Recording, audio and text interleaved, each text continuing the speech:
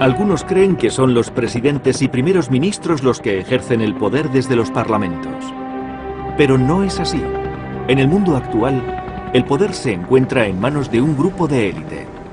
Se trata de hombres que trabajan en oficinas anónimas. Ellos son los que controlan el mercado de los bonos.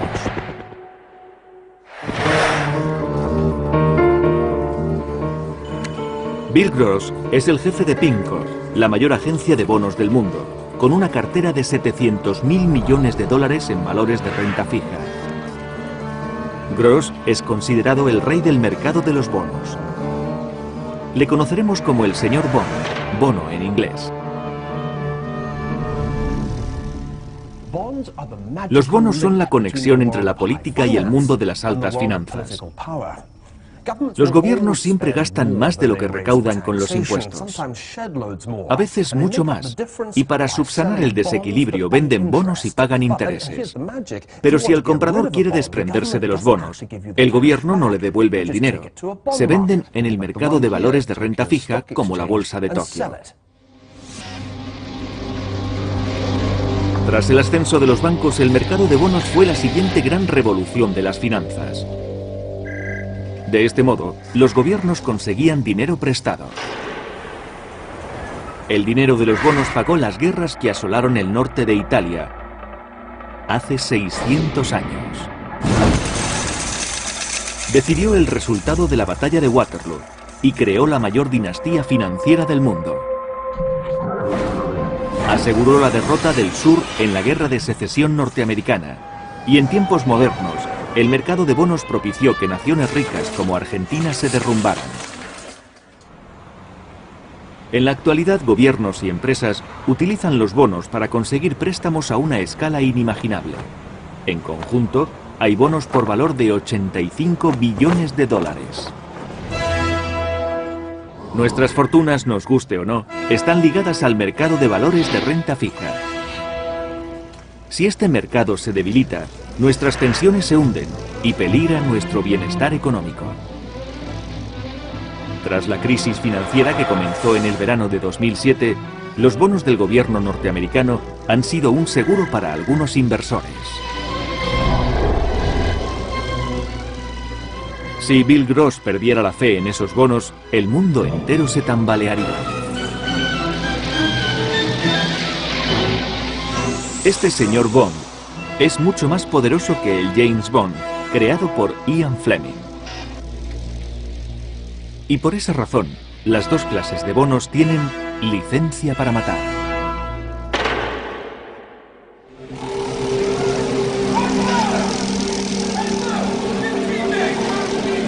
El poder del dinero. La dependencia de los bonos.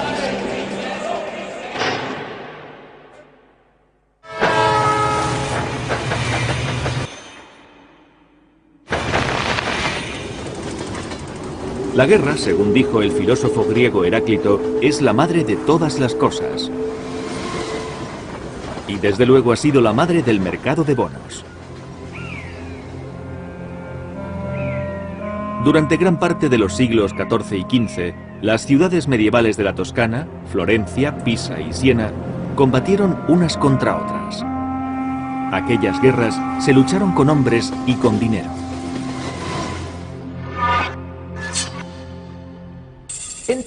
En el cuadro La batalla por el dinero de Pieter van der Heyden, vemos que huchas, cajas fuertes y barriles de monedas luchan unos contra otros con lanzas y espadas. Los versos en holandés dicen: para el dinero y las posesiones vale toda clase de lucha. Pero igual podría decir: la guerra es imposible sin dinero para pagarla.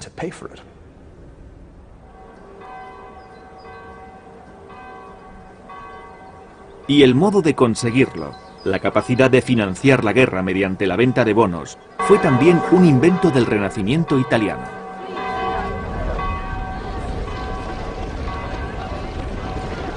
En lugar de obligar a sus ciudadanos a ir a la guerra, las ciudades contrataban mercenarios, los condottieros, que con sus ejércitos anexionaban tierras y riquezas ajenas. En las décadas de 1360 y 1370, un condottiero destacó sobre todos los demás. Este es su retrato. El pueblo, agradecido, lo colocó en la Catedral de Florencia. Aunque no lo parezca, este mercenario provenía de Essex. Combatió con tal destreza que los italianos llamaron a Sir John Hawkwood Giovanni Acuto, es decir, Juan el Agudo. El pueblo de Florencia le ofreció este castillo como recompensa por sus servicios.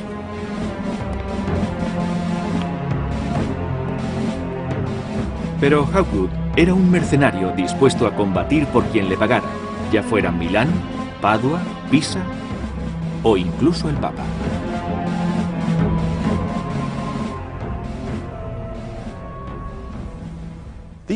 Estos frescos del Palazzo Vecchio de Florencia muestran a los ejércitos de Pisa y Florencia en el año 1364. En aquel momento, Hawkwood apoyaba a Pisa, pero 15 años más tarde cambió de bando. ¿Por qué? Porque el dinero estaba en Florencia.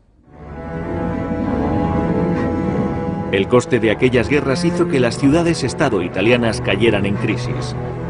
Los gastos, incluso en años de paz, eran el doble de lo que recaudaban con los impuestos.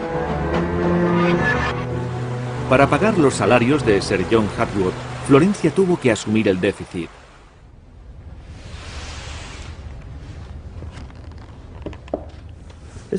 Este documento del Archivo Estatal de Florencia muestra cómo aumentó la deuda de la ciudad. Era de 50.000 florines a principios del siglo XIV y en 1427 llegó a 5 millones. Una montaña de deudas, de ahí viene el nombre, Monte Comune. ¿Y a quién pidieron el dinero los florentinos?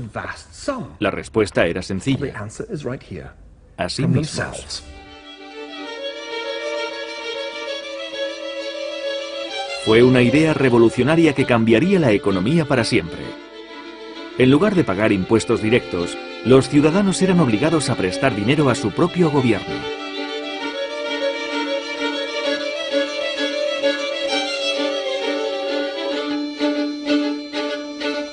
Como compensación por esos préstamos forzados, recibirían un interés. Y estos instrumentos de deuda fueron los bonos originales del gobierno. Lo sorprendente era que si necesitaban recuperar el dinero, podían vender los bonos a otros ciudadanos. Eran valores líquidos. Según vemos en este registro, Florencia convirtió a sus ciudadanos en sus mayores inversores.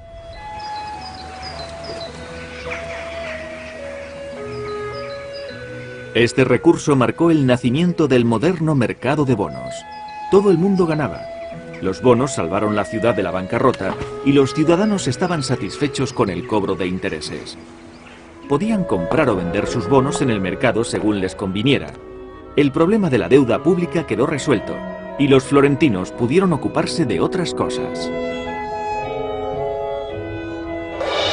Pero esta brillante idea tenía un inconveniente.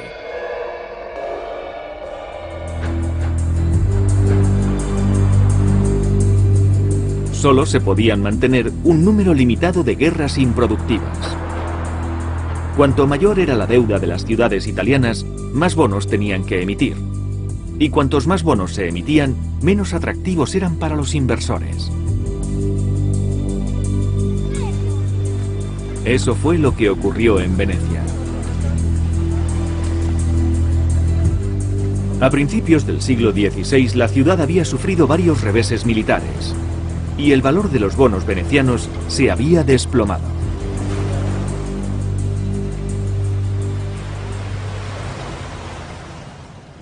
En su peor momento, entre 1509 y 1529, los bonos del Monte Nuovo veneciano se cambiaban al 10% de su valor nominal. Si se compraban bonos en tiempos de guerra, se corría el riesgo de que la ciudad no devolviera el dinero ni pagara los intereses. Por otra parte, el interés se pagaba según el nominal del bono. Así que si se compraba al 10% de ese valor, se podía ganar un 50%. Así funciona el mercado de los bonos. Se gana en función del riesgo que se asume. El mercado de los bonos establece los intereses de toda la economía. Si el Estado paga un 50%, los demás deben hacer lo mismo.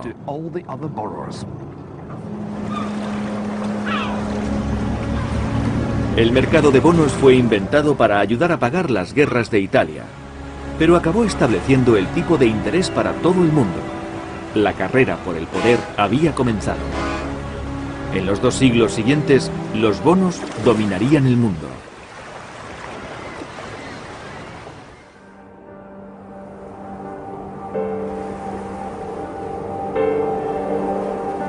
Esta mansión fue edificada por una dinastía financiera que ayudó a ganar la batalla de Waterloo.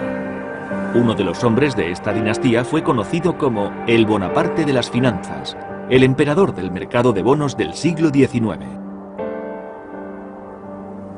Es el dueño de la riqueza.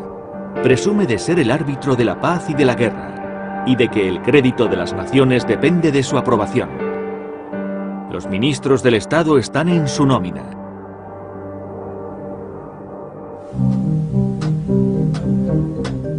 Estas palabras, pronunciadas en 1828 por el miembro radical del Parlamento, Thomas Dunscombe, se referían a Nathan Rothschild. Fue un gran comerciante de bonos y fundó la rama londinense del que sería el mayor banco del mundo. El mercado de los bonos hizo inmensamente ricos a los Rothschild. Tan ricos que se permitieron comprar 41 mansiones en toda Europa. Esta es la número 29, Waddesdon Manor, en Buckinghamshire. Ha sido restaurada según su estructura original por Jacob Rothschild, tataranieto de Nathan. Era bajo, obeso, obstinado y extremadamente inteligente. Su dedicación era total. No creo que fuera una persona muy agradable a la hora de hacer negocios.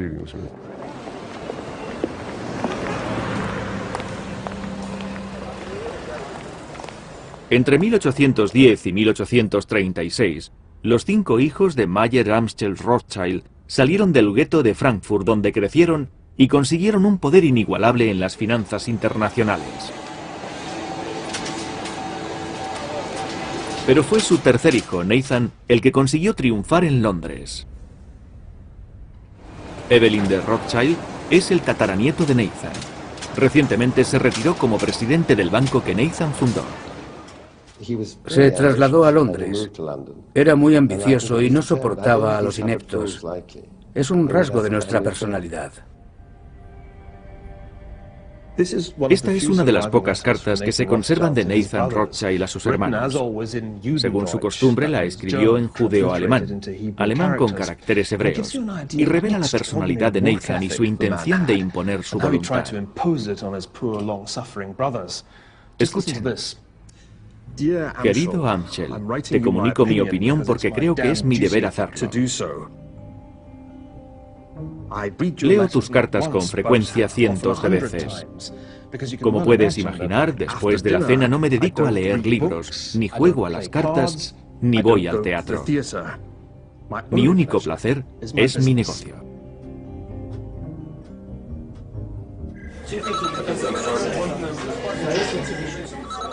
Fue esta determinación, junto con un genio financiero innato, lo que sacó a Nathan de la oscuridad y lo convirtió en dueño del mercado de bonos londinense. De nuevo había surgido una oportunidad financiera gracias a la guerra.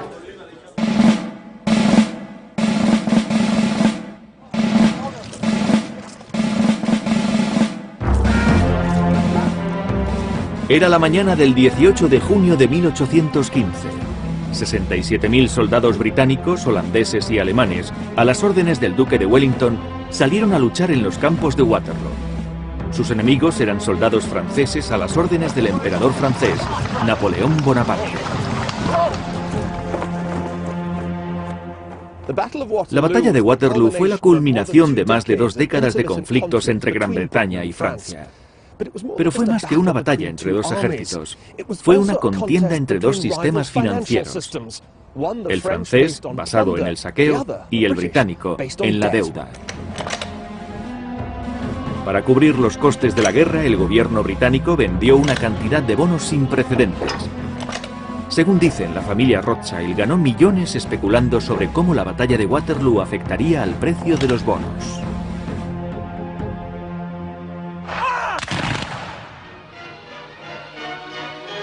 Años más tarde, esta leyenda sobre la especulación judía sería utilizada por los nazis. En 1940, Joseph Goebbels aprobó la emisión de la película Die Rothschild. El personaje de Nathan aparece sobornando a un general francés para asegurar la victoria del duque de Wellington. Pero después daría a Londres información falsa sobre el resultado de la batalla.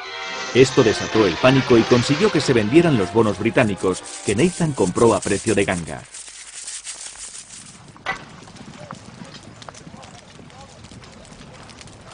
Pero lo que ocurrió en 1815 fue muy distinto.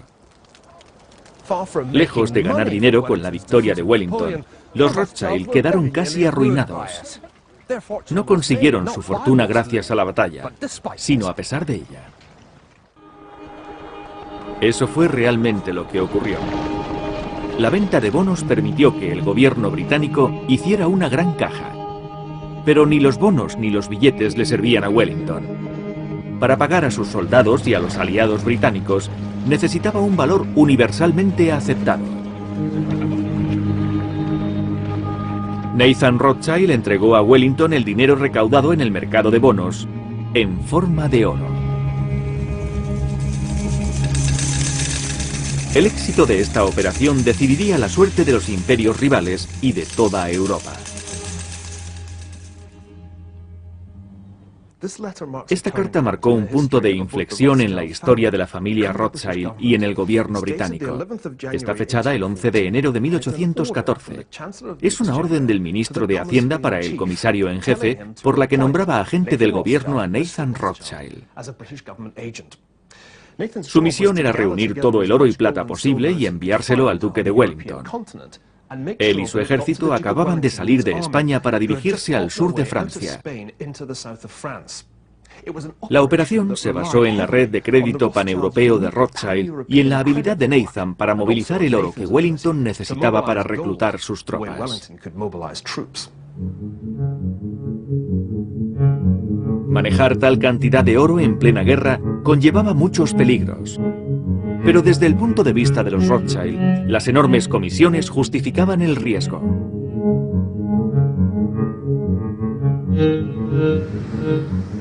Los Rothschilds se hicieron indispensables para la guerra. Según las palabras del comisario en jefe británico, Rothschild ha realizado de un modo admirable los diversos servicios que le hemos encomendado. Y aunque sea judío, confiamos mucho en él. Los Rothschild fueron muy efectivos como financieros de guerra, ya que disponían de una red bancaria familiar lista para entrar en acción. Nathan en Londres, Amschel en Frankfurt, James en París, Karl en Ámsterdam y Salomon donde Nathan le asignara.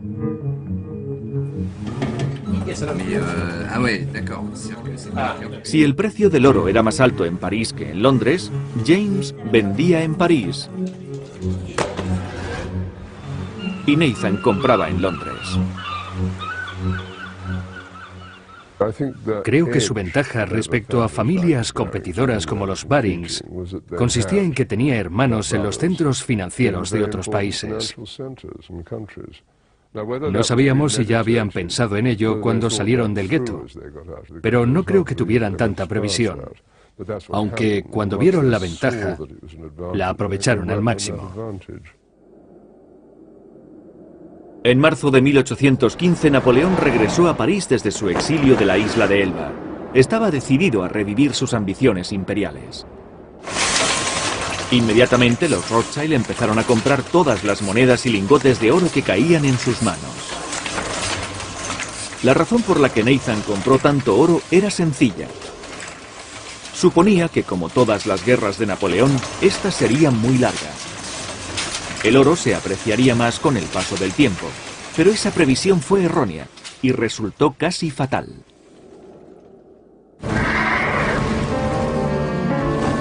Hay una famosa frase de Wellington acerca de la batalla: ganamos por un margen muy pequeño.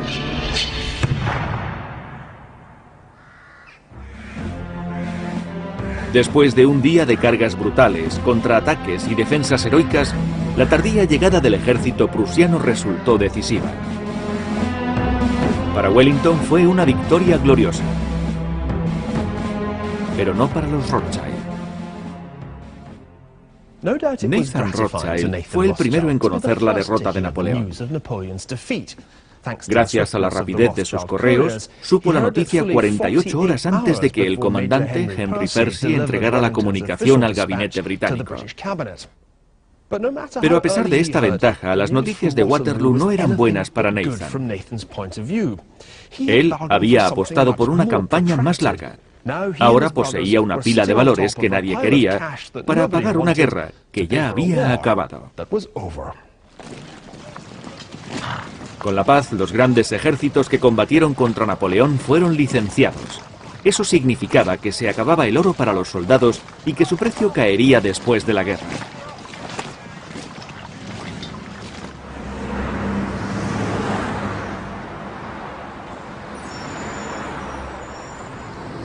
Nathan tuvo que enfrentarse a duras y crecientes pérdidas.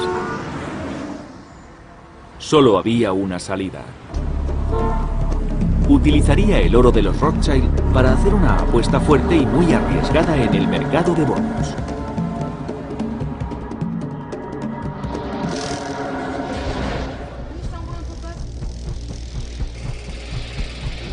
El 20 de julio de 1815, el London Courier decía que Nathan había realizado grandes compras de valores, refiriéndose a los bonos del gobierno británico.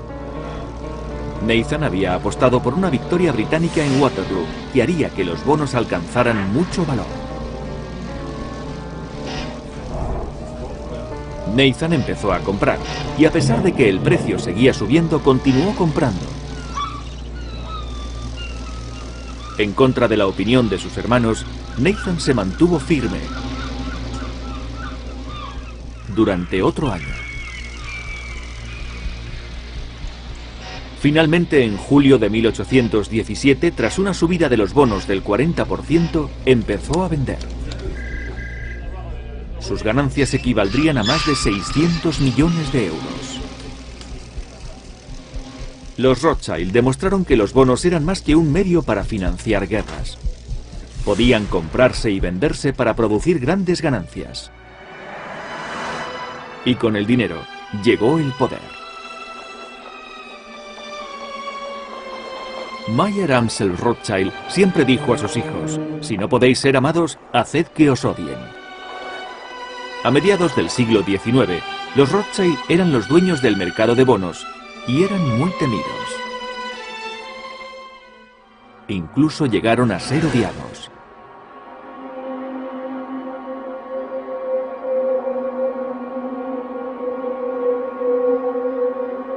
El hecho de que fuesen judíos revitalizó los antiguos prejuicios antisemíticos. Hace unos meses, un compañero de la oficina que colecciona pósters encontró este. Me parece un ejemplo extraordinario del antisemitismo personificado en los Rothschild. Refleja el modo en que los veían en otros tiempos. Los Rothschild eran la forma más indeseable del capitalismo judío. La aparente capacidad de los Rothschild de permitir o prohibir guerras era lo que más indignaba a la gente.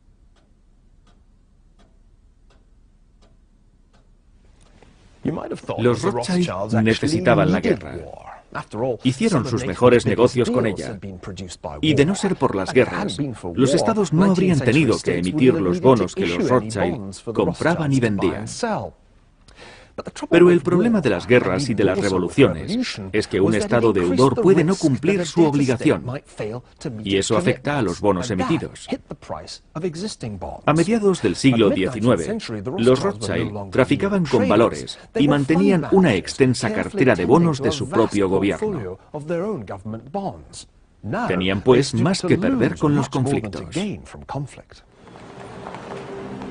Los Rothschild decidieron el resultado de las guerras napoleónicas apoyando financieramente a Gran Bretaña. Y decidieron el resultado de la Guerra de Secesión manteniéndose al margen.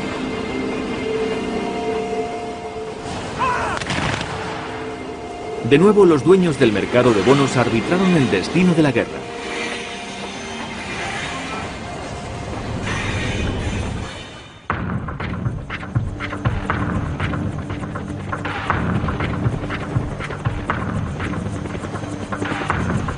«50 años después de la batalla de Waterloo y al otro lado del mundo, otra gran guerra sería decidida por el mercado de bonos. Pero esta vez serían los vencidos los que harían una gran apuesta y perderían.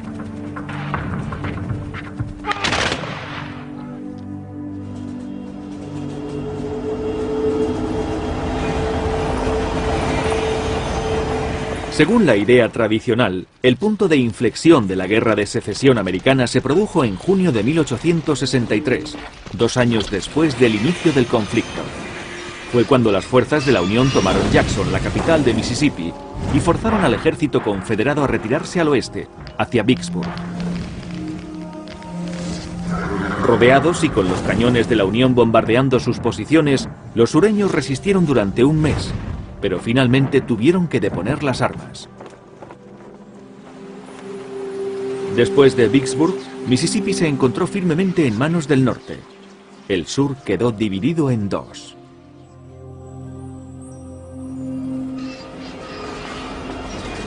Sin embargo, este no fue el factor decisivo de la derrota del sur. El auténtico punto de inflexión se había producido antes, y la causa fue financiera. A 300 kilómetros de Vicksburg, donde el Mississippi desemboca en el Golfo de México, se encuentra el puerto de Nueva Orleans.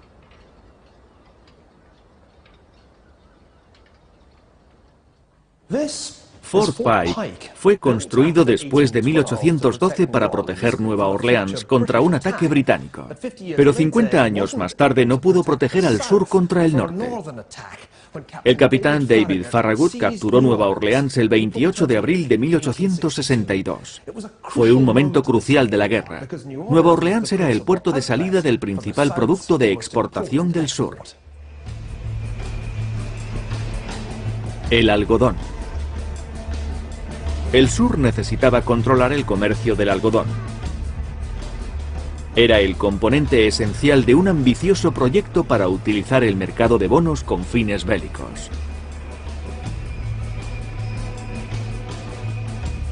Ocurrió como en las ciudades-estado italianas. El Tesoro de la Confederación recaudó fondos al principio de la guerra vendiendo bonos a sus propios ciudadanos. Sin embargo, el capital disponible en el sur era limitado. Para sobrevivir, la Confederación se dirigió a Europa. Esperaban que la mayor dinastía financiera del mundo les ayudara a derrotar al norte, igual que había ayudado a Wellington a derrotar a Napoleón. Inicialmente, la Confederación tenía motivos para ser optimista. En Nueva York, el agente de los Rothschild simpatizaba con ellos y se opuso al líder del norte, Abraham Lincoln, en las elecciones presidenciales de 1860.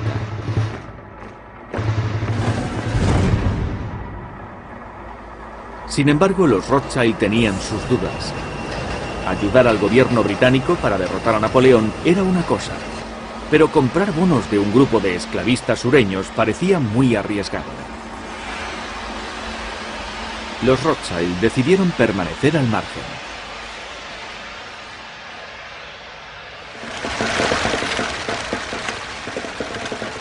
A pesar de esta contrariedad, el gobierno del sur escondía un as en la manga. Su estrategia se basaba en el algodón.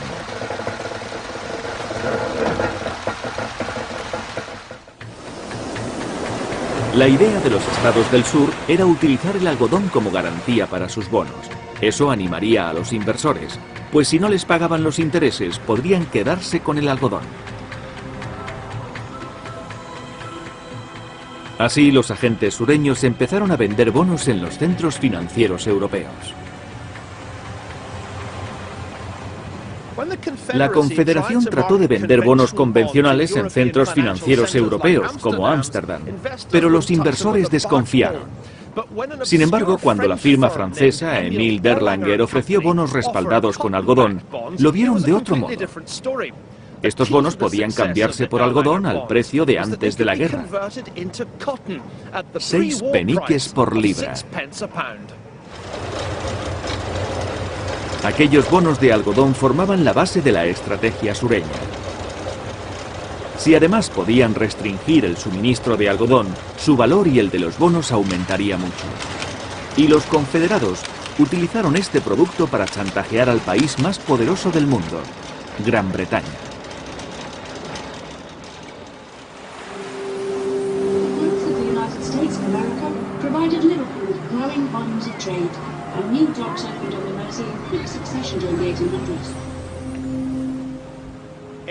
En la década de 1860, el puerto de Liverpool recibía todas las importaciones de algodón. La industria textil era el soporte de la economía británica. Y más del 80% del algodón provenía de los Estados Unidos del Sur. Los sureños creyeron que podrían poner a Gran Bretaña de su parte. Y para aumentar la presión, embargaron todos los envíos de algodón a Liverpool.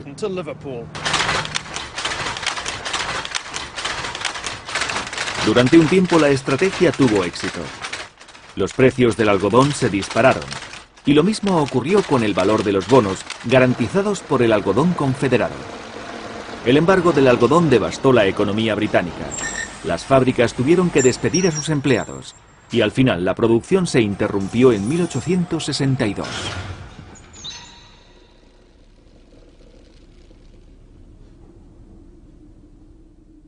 En esta fábrica de algodón de estial trabajaban unos 400 obreros, un pequeño porcentaje del 500.000 de personas empleadas por King Cotton en Lancashire. Pero sin el algodón, los obreros no podían hacer nada. En 1862, la mitad de la mano de obra fue despedida. La cuarta parte de la población de Lancashire estaba en una situación desesperada. Se la llamó la hambruna del algodón. Gran Bretaña pasaba por un mal momento mientras el algodón sureño se cotizaba al alza. Pero la capacidad del sur para manipular el mercado de los bonos dependía de un factor fundamental. Si el sur no pagaba los intereses, los inversores debían estar seguros de que podrían llevarse el algodón.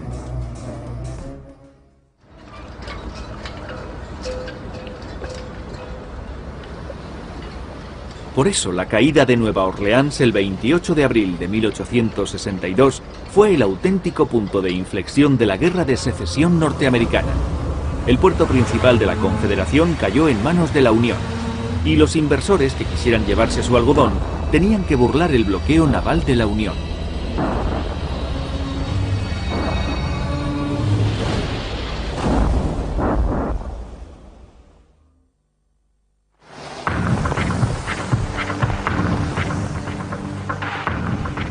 Los sureños se habían excedido.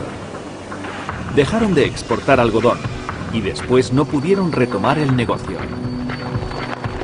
En 1863, las fábricas textiles de Lancashire encontraron nuevos suministradores de algodón en China, Egipto y la India. Los inversores perdieron interés en los bonos del sur respaldados por el algodón. Fue catastrófico para la economía confederada.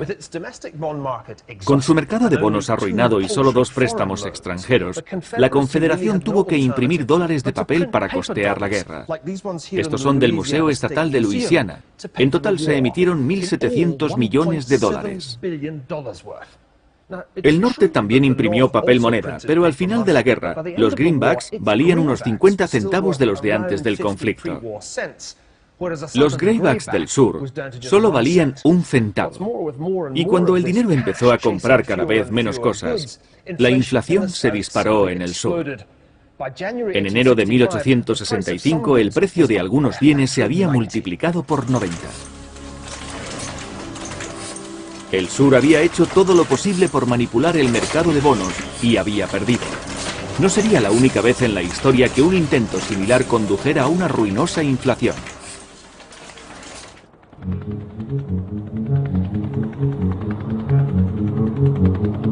En la actualidad, el mercado global de bonos es mayor que todo el conjunto del mercado de acciones.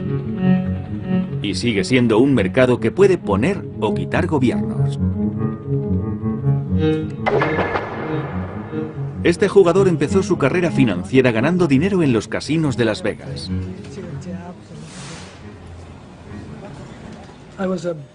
Era jugador profesional de blackjack, uno de los mejores. A finales de los años 60 fui a Las Vegas y utilicé un sistema para contar las cartas. Pretendía llevar a la bancarrota a Las Vegas. Este maestro de la modestia es el rey del mercado de bonos. Controla las mayores inversiones en bonos de todo el mundo. ¿Pero en qué nos afecta? Cuando Gross compra o vende bonos, no solo influye en los mercados financieros y en la política. Influye también en el valor de nuestros fondos de pensiones y en los intereses que pagamos. Solo existe una cosa a la que Mr. Bond tiene miedo, y no es precisamente a Goldfinger, sino a la inflación. El peligro de la inflación es que desestabiliza el interés fijo de los bonos. Si la inflación sube un 10% y el interés fijo es del 5%, eso significa que el propietario de los bonos pierde un 5% con la inflación. Por eso, al primer atisbo de una inflación fuerte, cae el valor de los bonos, y en algunos casos, esa caída es sostenida.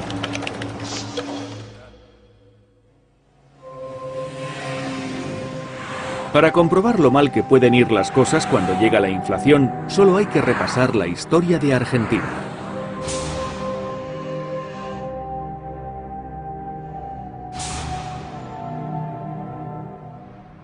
Muchos argentinos opinan que el declive de su economía empezó un día de febrero de 1946. Ese día, el general Juan Domingo Perón, recién elegido presidente, visitó el Banco Central de Buenos Aires. Perón se quedó sorprendido. «Hay tanto oro», dijo, «que apenas se puede andar por los pasillos». El mismo nombre de Argentina indica que es el país de la plata, y el río que fluye por la capital se llama también Río de la Plata.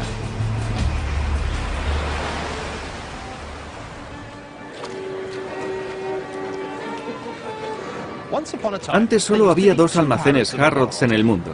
Uno estaba en Londres, en Kenneth Bright, y el otro aquí, en la calle Florida, en el centro de Buenos Aires. Este se inauguró en 1912, y recuerda que Argentina fue un país muy rico.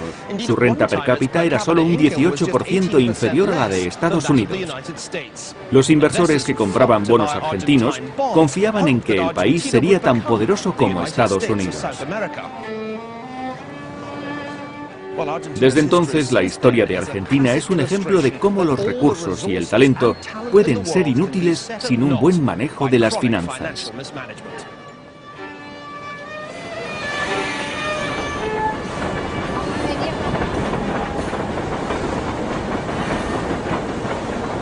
Se han producido muchas crisis financieras en la historia de Argentina, pero la crisis que sacudió al país en 1989 fue la peor de todas.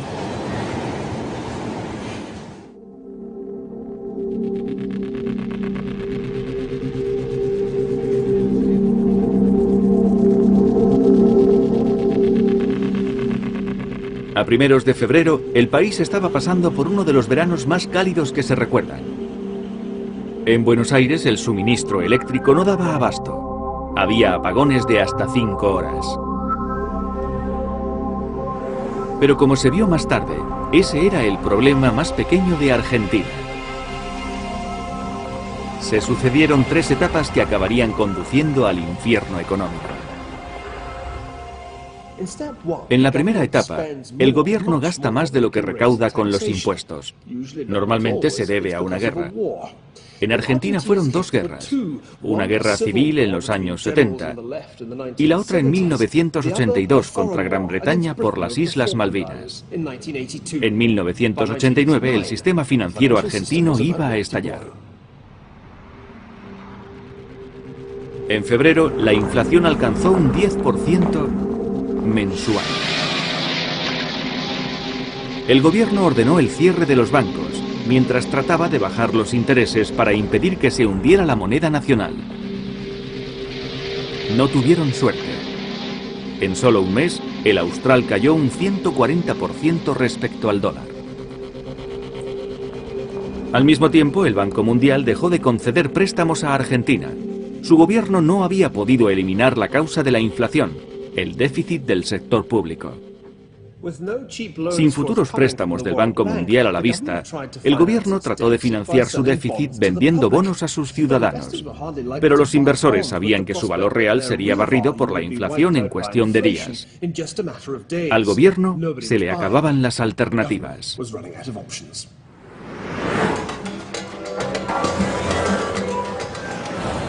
En abril, un supermercado anunció por los altavoces que los precios aumentarían un 30% en ese mismo instante. Los compradores, furiosos, volcaron los carros de la compra. Las tiendas se quedaron sin mercancías. No había dinero para reponer las existencias.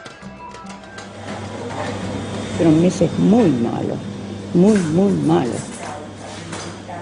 Porque a la mañana tenías un precio, a mediodía tenías otro, entonces no podían vender porque la gente perdía, los dueños de los bares perdían. Yo vendía, lo vendía a un precio y le llegaba a otro, y era continuo, 3 o 4 veces en el día cambiaban los precios. Cuando los precios de los bonos se desplomaron, se sospechó que las reservas del Banco Central se habían agotado. Sin préstamos exteriores y sin nadie que comprase los bonos, el gobierno solo podía hacer una cosa: obligar al Banco Central a emitir más dinero. Pero tampoco funcionó.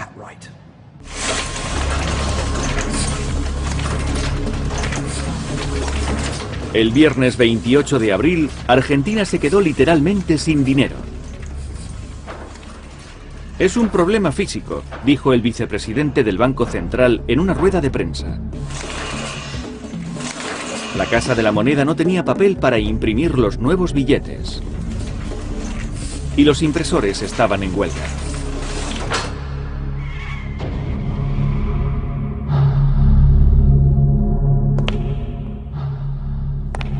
No sé cómo lo haremos, pero tiene que haber dinero el lunes, dijo a continuación.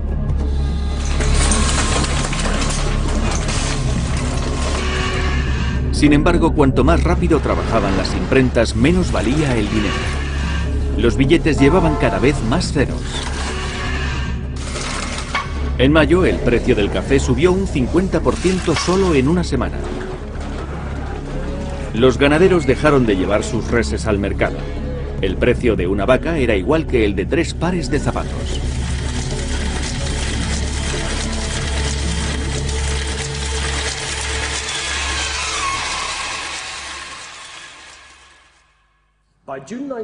En junio de 1989, la inflación argentina llegó al 100% mensual, un crecimiento anual de aproximadamente un 12.000%. Por ejemplo, salir a cenar en Buenos Aires una noche costaría 10.000 australes en mayo.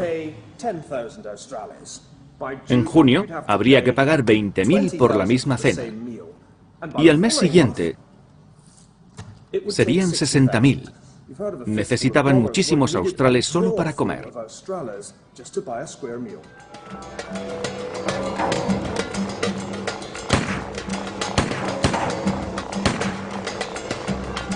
En junio, la indignación popular culminó en 2 días de fuertes manifestaciones y de saqueos.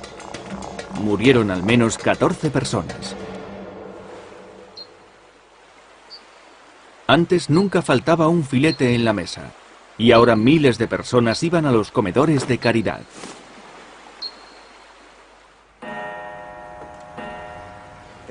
Resulta evidente quién sale perdiendo en casos de hiperinflación. La rápida subida de precios hunde a todos los que dependen de un sueldo fijo. Académicos y funcionarios, cuyo salario es también fijo, pensionistas y sobre todo los propietarios de bonos, que viven de los intereses de su inversión. Buenos Aires está repleta de tiendas de anticuarios. Las joyas, cuberterías y relojes fueron vendidos por familias de clase media que se quedaron sin dinero. En la década de 1920, el gran economista John Maynard Keynes predijo la eutanasia de los bonos. Anticipó que la inflación acabaría comiéndose los valores en papel de familias como los Rothschild. Cuando la inflación barrió el planeta en los años 70, se demostró que Keynes tenía razón. En nuestros días hemos visto una milagrosa resurrección de los bonos. El regreso de Mr. Bond incluso en la misma Argentina. Ha vuelto el mercado de bonos, aterrorizando a los funcionarios norteamericanos que tratan de conseguir un rescate financiero masivo vendiendo miles de millones de dólares en bonos recién impresos. La clave del regreso de Mr. Bond ha sido el aumento de los compradores de bonos.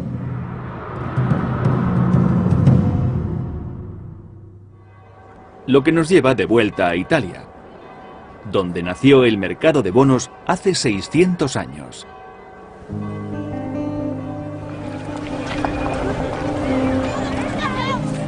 Italia es uno de los países europeos con mayor índice de envejecimiento de la población. En una sociedad así, existe una demanda creciente de valores de renta fija como los bonos. Pero también existe un gran miedo a que la inflación se coma el valor real de las pensiones y los ahorros. Los bancos centrales sospechan que ser blandos con la inflación influye mucho en el mercado de bonos. Las tesorerías emplearán miles de millones para rescatar bancos arruinados por la actual caída del crédito. Pero no será fácil salvar el precio del dinero vendiendo más bonos. En la moderna Europa, como en la Italia del Renacimiento, se ha alcanzado un equilibrio entre el poder político y el riesgo financiero. Como siempre, parece que el mercado de bonos es quien gobierna el mundo. Pero ¿qué ocurriría si en lugar de prestar a los gobiernos, preferimos emplear nuestro dinero en comprar acciones de empresas? ¿Sería arriesgado? ¿Se conseguirían beneficios? En el próximo episodio de El Poder del Dinero, descubriremos por qué repetimos nuestros errores, a pesar de 300 años de burbujas bursátiles y bancarrotas.